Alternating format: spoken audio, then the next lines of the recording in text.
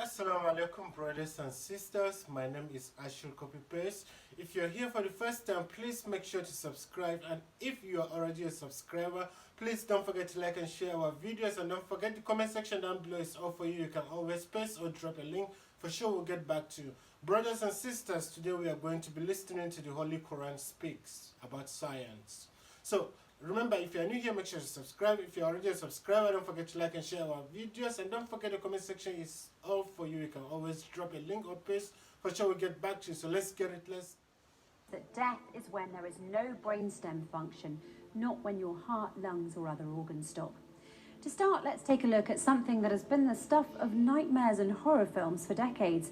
It's the story of some poor soul who, for whatever reason, has been declared dead and buried 6 feet under, but they're still alive. Now, if you think this story can only happen in a horror movie, you'd be dead wrong, pun intended. One look at recent stories right from the news proves it. A woman who gave birth 3 months after she was pronounced dead, another who was still alive when she was put into a body bag in the morgue and subsequently froze to death. Why do these horrific cases exist? Because of this alarming fact, there are no universal guidelines for doctors when it comes to declaring a person dead. Yes, you heard that correctly. Even among doctors, the definition of death isn't fully agreed upon. You're dead when a doctor says you're dead. A person can be I thought death should be defined as when your heart stops beeping. You're automatically dead as of that moment, right? pronounced dead if their heart stops, but they can also be revived in many cases. People can also be kept alive with machines even though their brainstem has 0% functionality.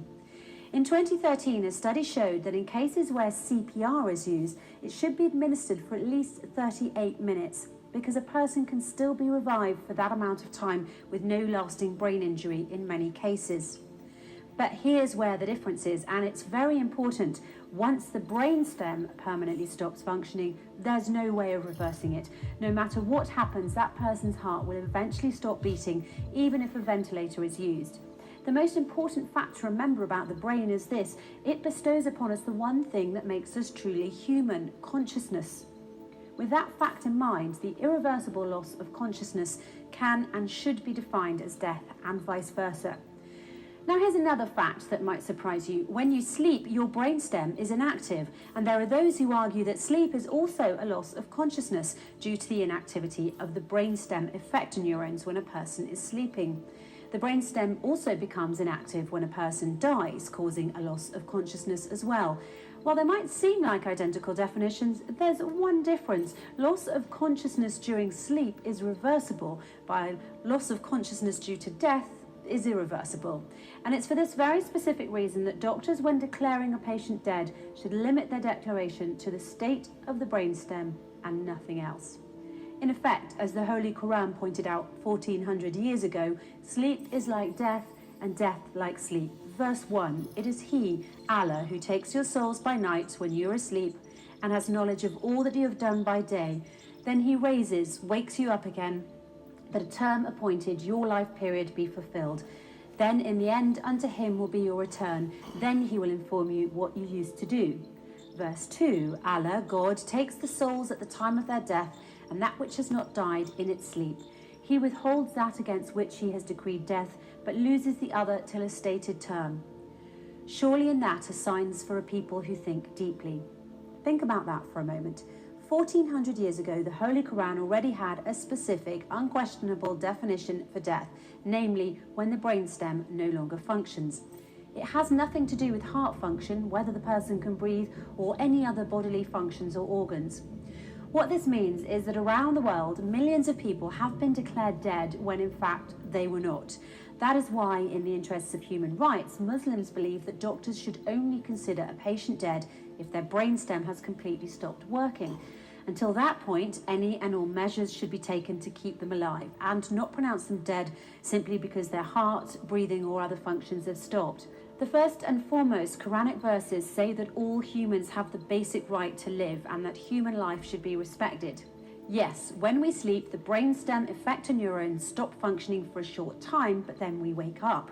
One thing to keep in mind that is very important to this issue is that it was discovered by Macaulay and Stinson in Scolopedia in 2008 that when we sleep, the effector neurons in our brainstem become hyperpolarized and have nearly no action potentials. It's for this reason that before sleeping every night, you should pray that your brainstem neurons are depolarized so that you may once again wake up and enjoy another day. Why not make sure that everyone around the world has the chance to wake up by following the Holy Quran and only declaring someone dead if their brainstem has permanently stopped, nothing else? By the way, until the 1950s, death was considered to be the point when any one of the vital functions, heartbeat or respiration, ceased.